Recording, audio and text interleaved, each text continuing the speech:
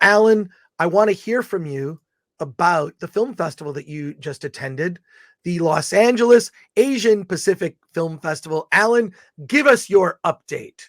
Yes, it's happening this weekend. The last day is actually tomorrow. I'm gonna be in LA live tomorrow for that. But I used to really enjoy going to the LA Asian Pacific Film Festival. It was just a chance. Me being Asian, you don't see a lot of Asian movies, especially let's just say 7-10 years ago. And so it was just really cool to meet new storytellers, new filmmakers, see Asians in films, because quite frankly we don't appear as much as the others do. But I don't know, this year it just feels overly political to me. Most of the documentaries, it's all these themes of colonization, of oppression, and I'm like, is this really our tune right now? Because it just feels like every single film, every single documentary has to bring up white oppression, colonization, and on and on. The first movie I saw from the festival it's called let me see, I forget, Unseen Nurses. I believe that's the name, Unseen Nurse. It's basically a documentary about Filipino nurses nurses from the Philippines, basically go to any hospital in America, any medical facility in America, you'll find at least half of the nurses there are from the Philippines.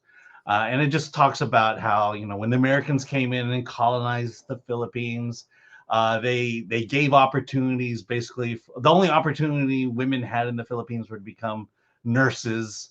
And and so the movie was about how they were forced to become nurses, yet at the same time they take pride in being nurses.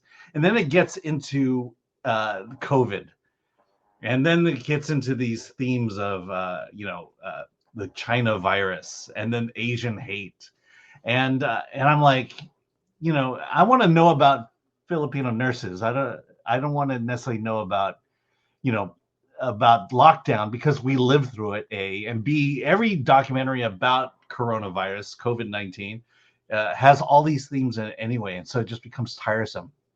And over again. Yesterday, saw a horror movie called Raging Grace. It was actually pretty good, but then the Q&A happened, and the director talked about just the rage he felt because of his identity, him not coming to grips with his identity as a Filipino immigrant to Britain.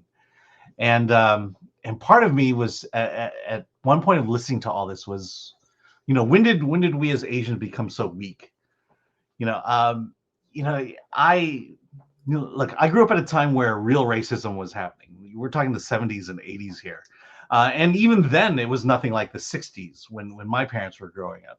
And so I was experiencing actual racism, actual non-access to opportunities. And now it's about, I will say today, we have access to opportunities. We have an Asian American Film Festival that you can submit your films to. You can make movies. You can get hired to make movies.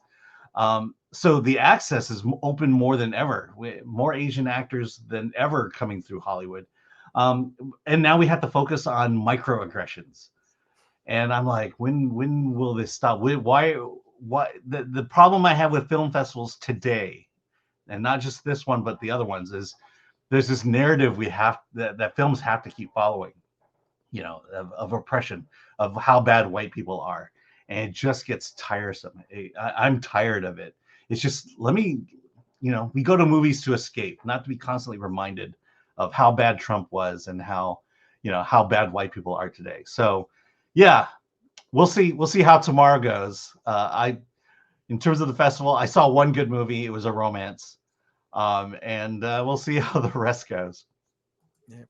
Yeah, it is really like, just having been around the festival world for a long time myself, you see that certain types of films are championed. I considered a festival run for Attack of the Doc, and then realized I'm not towing a certain line. Yeah. I'm not going into the look how bad television was back then.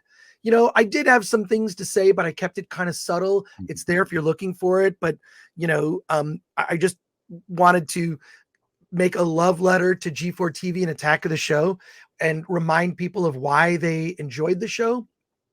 Number one, but my movie's not a festival movie. It's not. I would have to have put something in about women being oppressed or this or whatever. And it's just, I'm not, I feel like what it does is weaken you. It weakens you. And this is why when you look at like, you know, if someone's trying to bully you or get the best of you or troll you or whatever, it's like giving them any oxygen or attention, they win. They win. And I'm not going to give them attention at all. I'm not going to acknowledge a weakness. I'm not going I could easily portray myself as a victim based on struggles that I've had in the past. I don't choose to see my life that way. I don't choose to position how I see where I've gotten as being, you know, look, I've had my own struggles like everyone does. Everyone who reaches a certain level struggled in some way to get there, period. Everyone. This whole thing of this whole narrative is just BS meant to divide people, period. And it's disgusting. It's disgusting. It's really disheartening that this is where we are. I should have played the Allen's Corner. Yeah, you probably should. Or maybe the Gore rant. But it's this idea, and it's really only specific types of movies will play film festivals going forward. Yeah, based on it makes it really makes it not fun to go to film festivals. Yeah, because it's like you walk into a screening and you're getting lectured. And so, you know, I mean, I hate to say it, but you know, I was going down the list of films I could watch, and you see the keywords, you see the buzzwords, and it's like, oh, that's a skip. You know, it's. You know, there was a movie about Asians in cinema, and the entire movie was just about how oppressive white Hollywood was, rather than the celebration of those who actually got into cinema. You know, like Anna May Wong, how she was able to get into the system and triumph in that system. James Hong was another one. He got into this white club basically, and thrived in it. You know, and there are a lot of actors, but it becomes about, you know, white people bad. You know, I'm look, you guys did some pretty horrible things, but I hate to say it, so did everyone else. I didn't even look. How many slaves did you own? I this is the thing is, my ancestors never owned slaves because they weren't here. In fact, some of my ancestors were slaves, Irish. I'm part Irish. They were Irish. They only talk about one type of slavery, right? Slavery is an awful, horrible thing that exists today in the world. And we're just obsessed with this single narrative that is diminishing. And I think there are other stories that need to be told.